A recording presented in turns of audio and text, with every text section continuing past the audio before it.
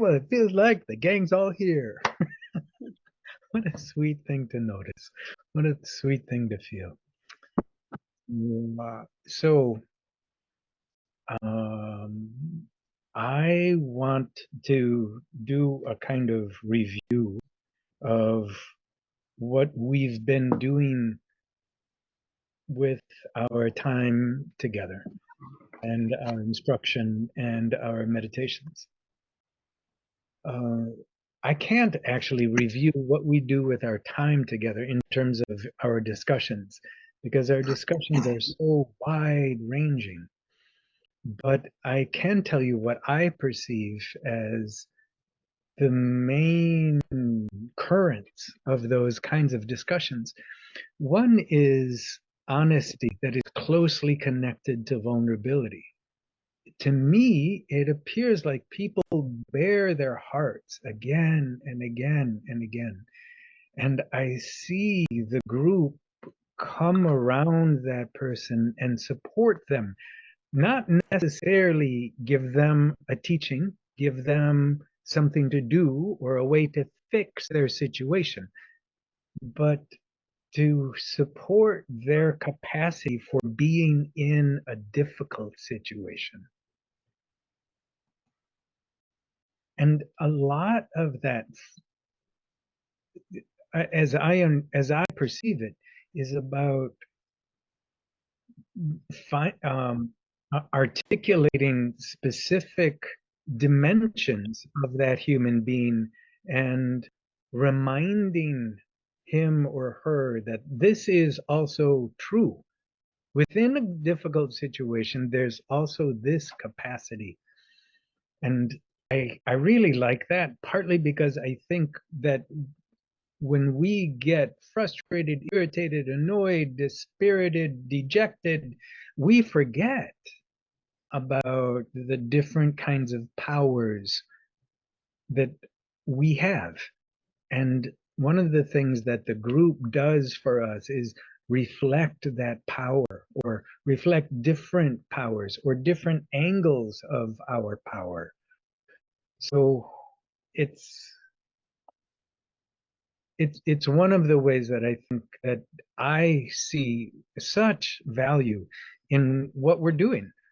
And it's not, it how do I say this? It doesn't stream from me, and it may be related to instruction and meditation, but it's how this group responds to individuals. And I want to tell you that I I feel touched by that. I feel moved by that, partly because so much of my life has been lived as a soloist, as a I do my thing, and the world, you can like it or not, I'm doing my thing. And there has been very little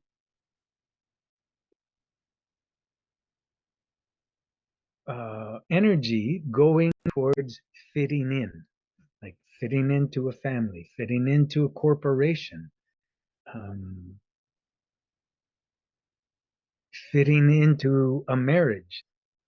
These things have changed in the last few years, but I've had decades where those things were not important, and I just didn't care very much.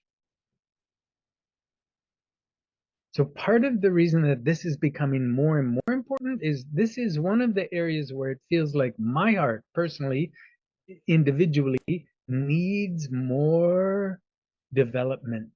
This was one of the reasons, one of the motivations to disrobe, because living as a monk is a really, at least the way I was doing it, incredibly solo process, hermit life. And and to open to this new, or not new, but for me, novel dimension of community, of connection, of being there for other people and feeling their presence for me. this is part of what um, it's like this is education for me, and it feels to me, it seems to me like this is our future as like the world as I see it looks like it's gonna go through some rough time in the future decades. And our it seems to me that our capacities to be connected, to be resilient together, to be mutually supportive, to be able to communicate our truth without shame or blame is part of what will allow us to navigate those waters that I fear will be really difficult. Okay, so that's my take on what we do after instruction and meditation. And I wanted you to hear my sense of appreciation and value for that. And I'm about to turn the corner and review what we've done in the last couple of weeks. But before I do, I'd like to see if either any of you have comments or questions or additions to what you heard me say in terms of my appreciation of the last segment of our time together.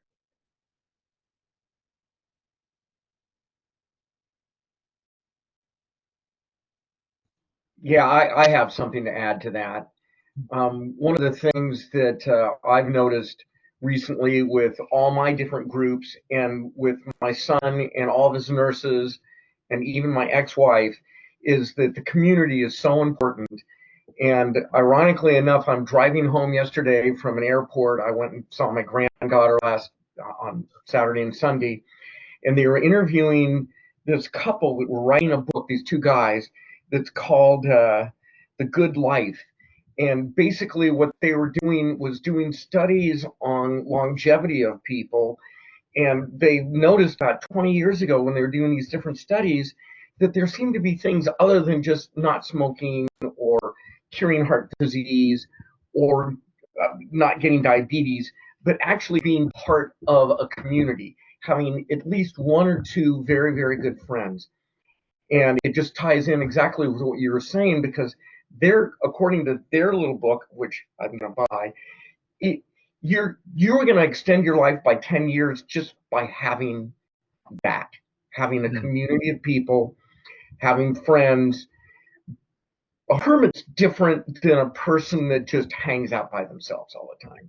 You know, you actually had a meditation. You were concentrating on something. But there's an awful lot of people that go solo that just they're not doing that, and um, you live longer if you have a community. And I'll leave it at that.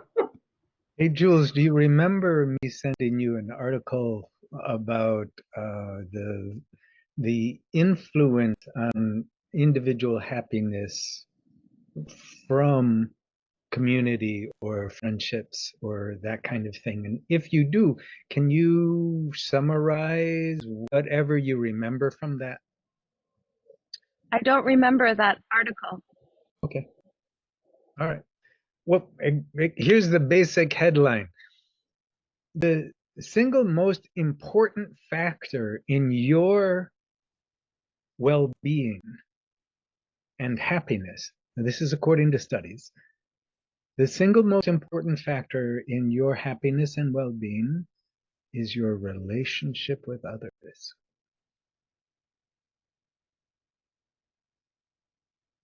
So it sounds to me, Arlo, that not only does this kind of connection that we have here add to the length of our lives and to the quality of our lives. What a lovely thing. Okay, I'm about to turn the corner. Does anybody else have anything else you would like to add? Yeah, please, Laura. Um, does anyone have to leave early today? I just want to check in, and Jules will be taking us out because we're in a noisy place. But I just want to have that in our minds. Does anyone have to leave at the top of the hour? Looks like no. Okay, thanks a lot. That's it. Okay, great, great. Mm-mm-mm. Okay, so all right, now I'm going to do a brief review of what we've been doing in what I consider relatively recently. So we had a practice that we called, or I called, SOS, and it was Shara's wisdom that extended that acronym to so. If you recall, yeah. Hi, Shara, nice to see your face. Yeah. Shara, can you remind us what those letters stand for?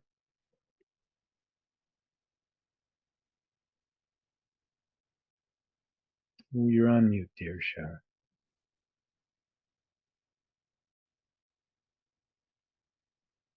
Okay, shaking the head. All right, so I'll go. So, soften, open. Maybe you remember the last two. Surrender, often. Yeah, oh my gosh. Now,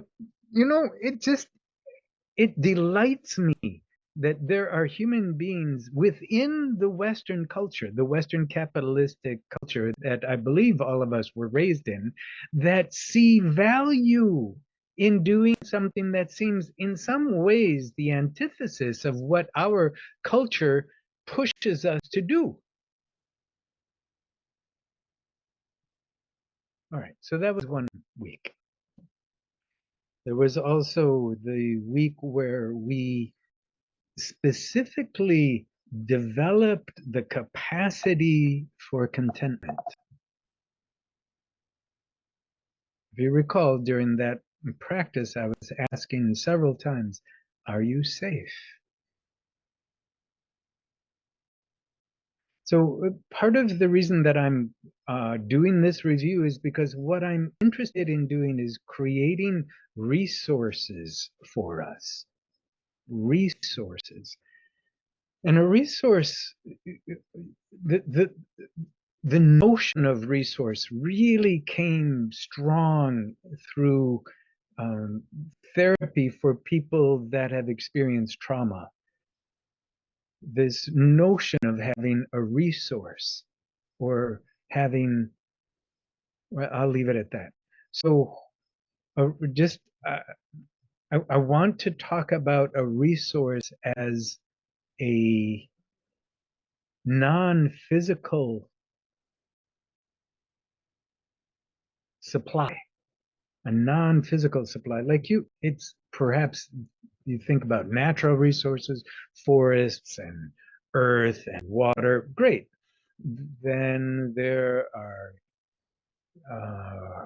resources that we have as individuals that are really about support.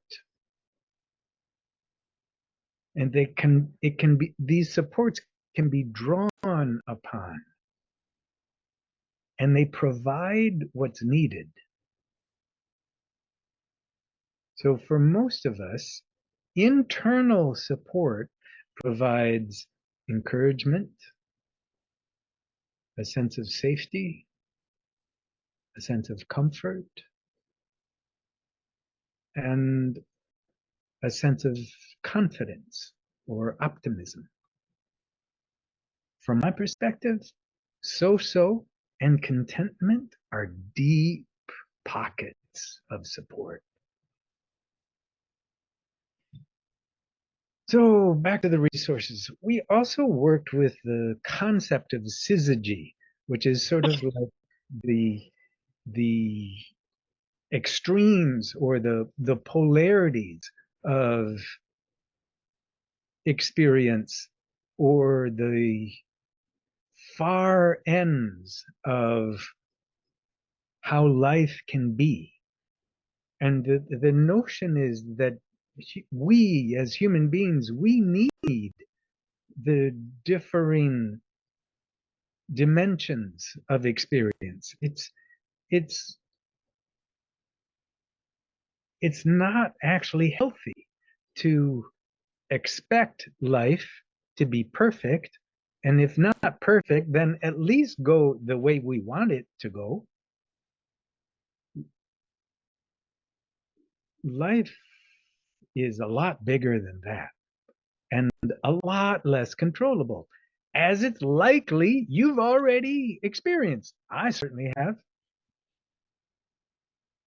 So syzygy opens the heart and mind to allow for experiences that we don't particularly like, we didn't invite, we don't want, and yet here it is. So syzygy is one dimension to supporting equanimity.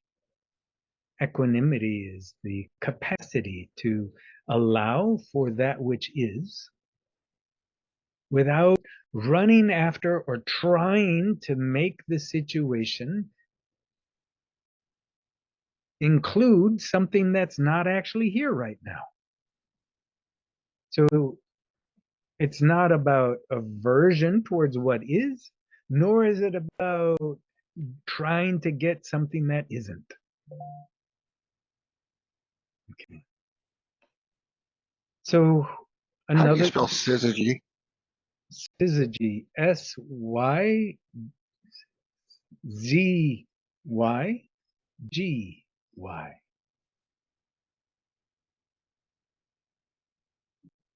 Great Scrabble word. AI doesn't know that word, so it just skips it because we're doing the closed captions. Oh, okay. Okay. So there's just a couple more that I want to bring to your attention in terms of internal resources. The 49 to 0 countdown. You know, there's something so simple, not easy, but so simple about that process. In that process, we get to see how much activity happens in the mind heart realm that's not actually part of counting. It's part of experience, but it's not part of counting.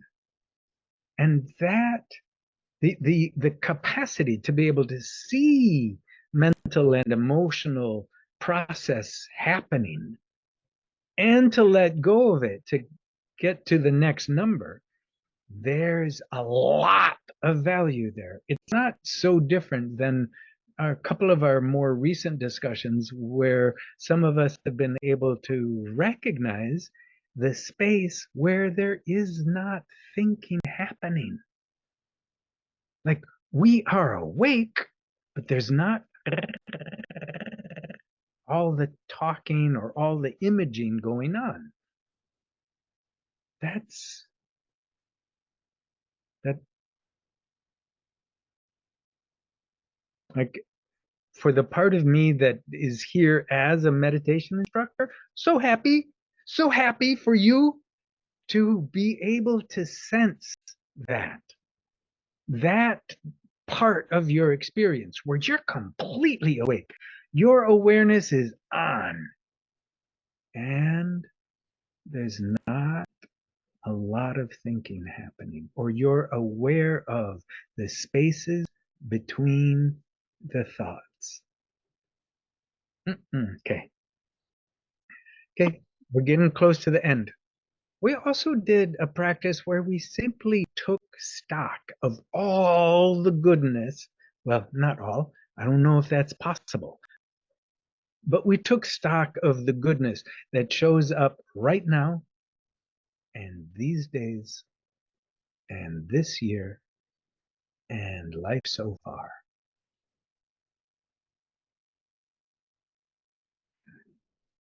Okay. The last resource that I want to remind you of today is something that was brought by our delightful Katie. the concept of the buoy, the capacity to be attached to the earth, but it's a flexible attachment.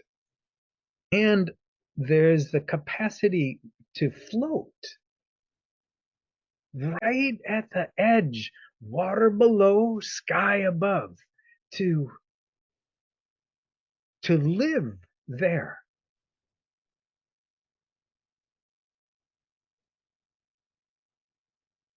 Okay, so these there's one more thing I wanted to say about the buoy.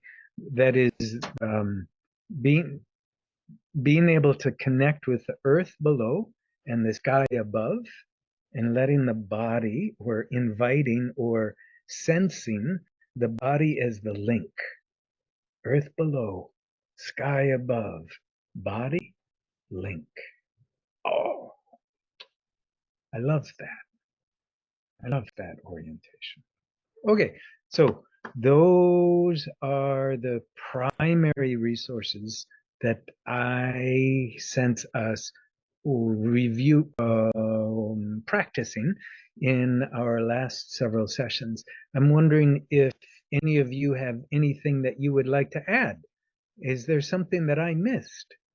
Is there something that's outstanding for you that I didn't talk about?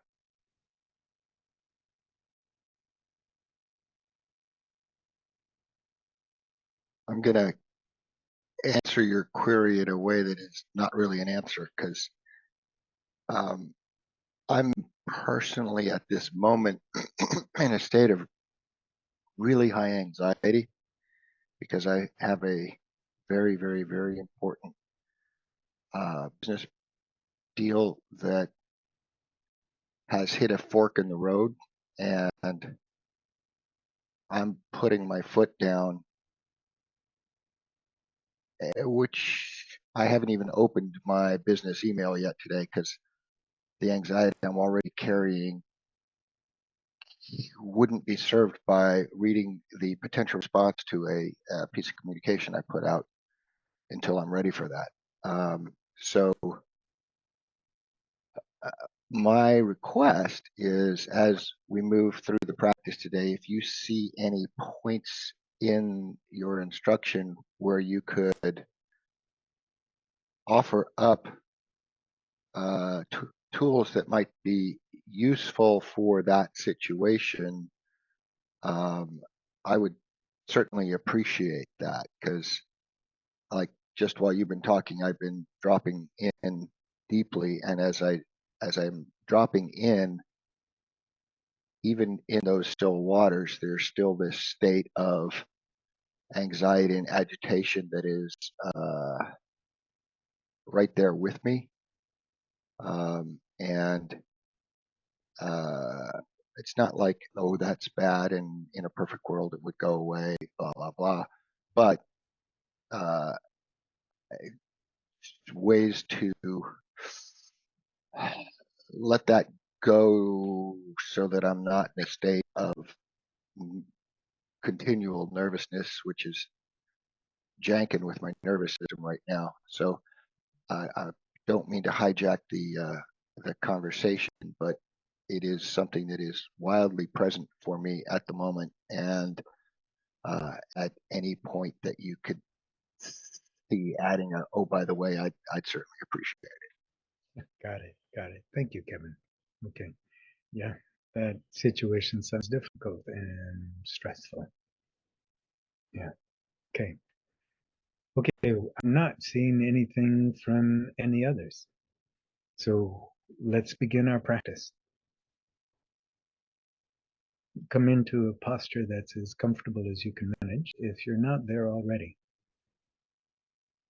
Your eyes can be open or closed as you see fit. As this practice progresses, you might find that you will do better if you start ignoring what I have to say. That's fine. Then follow your intuition.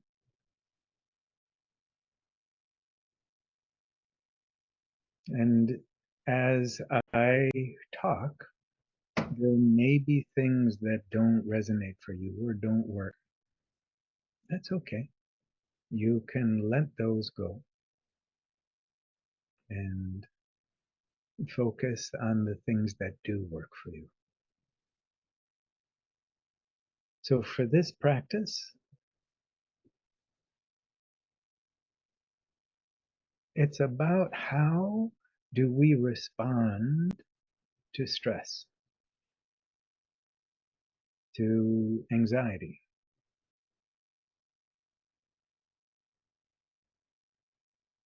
As you're listening, I'd like you to first consider that research has clearly shown that the mindset we use as we go about our daily lives, but particularly when we're engaged with something that's difficult, the mindset has a massive influence on how that process goes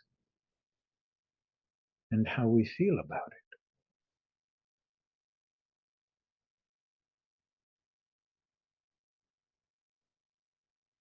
The mindset that we are learning,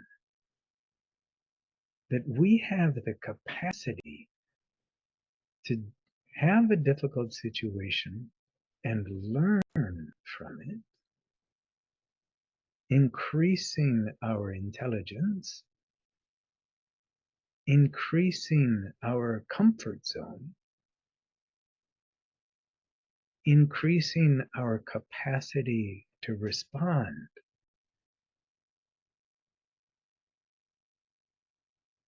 This orientation helps us see the positive, the benefit in something that's difficult. There's an additional piece of information that research tells us is really helpful. And that is the concept that stress can enhance. It's likely that we already have heard that stress can kill. Yeah, that's true. But stress also has the ability to enhance us. Jules' 10 minutes in cold, cold water is a form of physical stress. And we can see at least some of the results for Jules. There's a brightness, there's an ease, there's an enthusiasm. In a similar way, lifting weights is stressful, going for a run is stressful,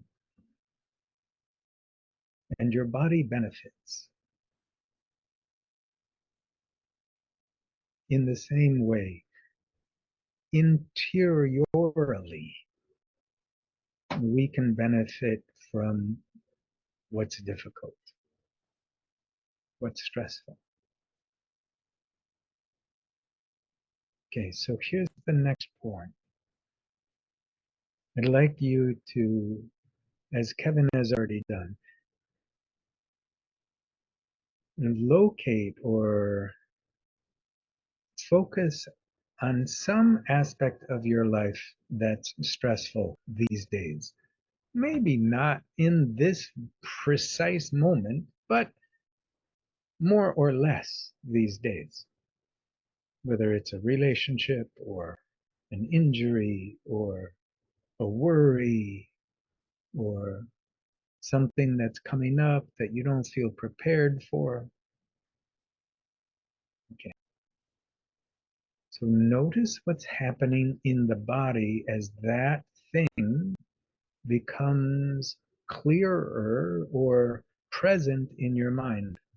I want you to zoom in on the physical sensations that show up when that event comes into your mind?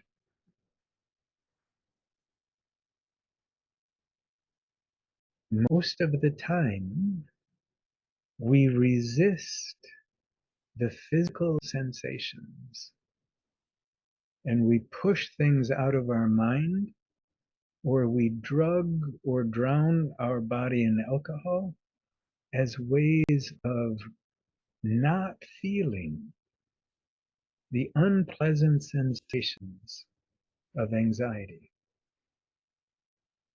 What's happening now is we are deliberately turning towards those sensations.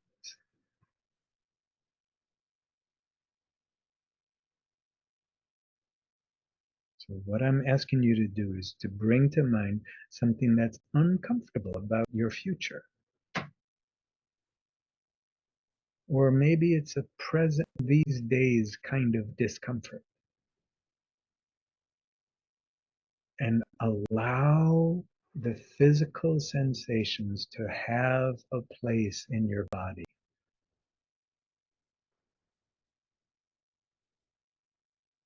Opening your body to allow for that level of discomfort.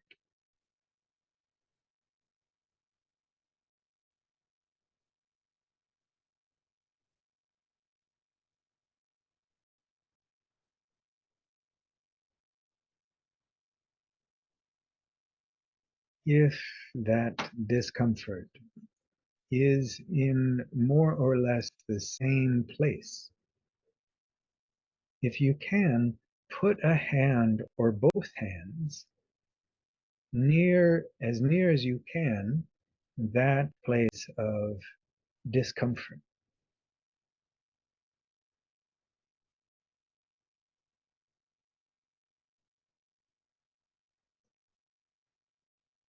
It may be that you can feel the hands as tender, strong support,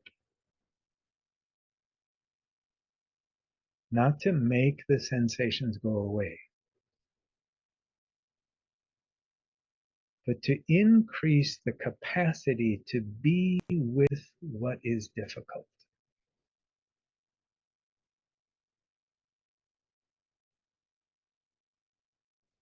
Imagine those hands, or the pressure and the warmth, as being from the hands of a healer.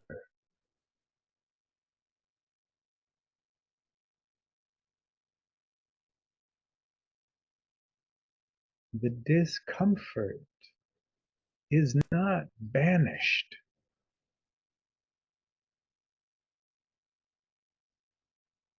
There's increased capacity to be with it.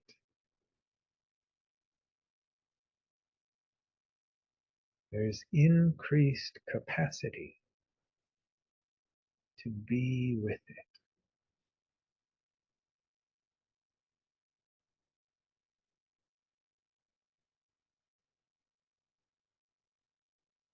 You might notice that the sensation itself is morphing or changing its qualities. If it had color, it may be changing colors. If it has shape, it may be transforming.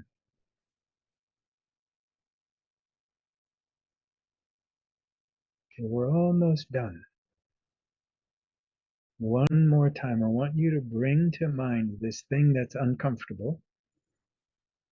And you may need to move to a different spot as you feel in your body the sensations that accompany that uncomfortable memory. You're remembering something that's uncomfortable. You're noticing where that is in your body. And if you can, again, move your hands to that area. Imagine the warmth and pressure and tenderness and strength of those hands belonging to a healer, increasing your capacity to be with what's difficult.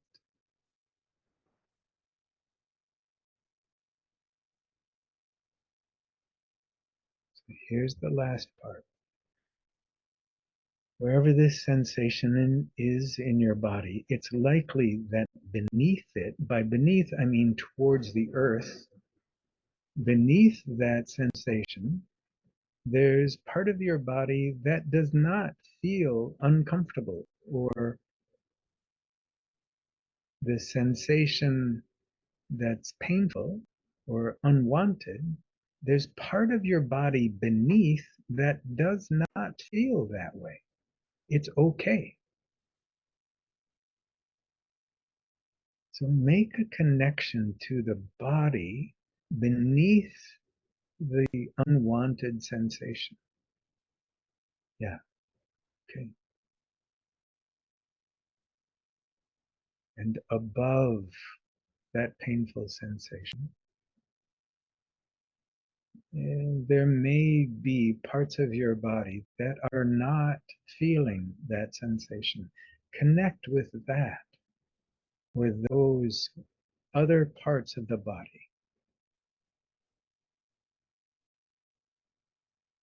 So you're connected to this uncomfortable sensation, beneath that uncomfortable sensation, and above that uncomfortable sensation. Allow this to be a form of integration.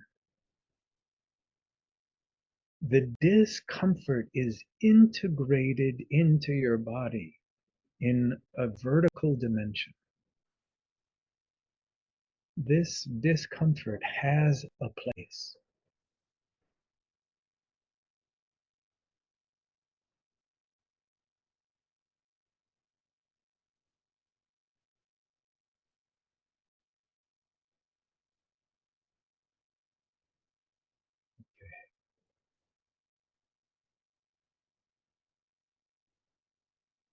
So let your hands go to wherever they'll be comfortable. They can stay there if you'd like.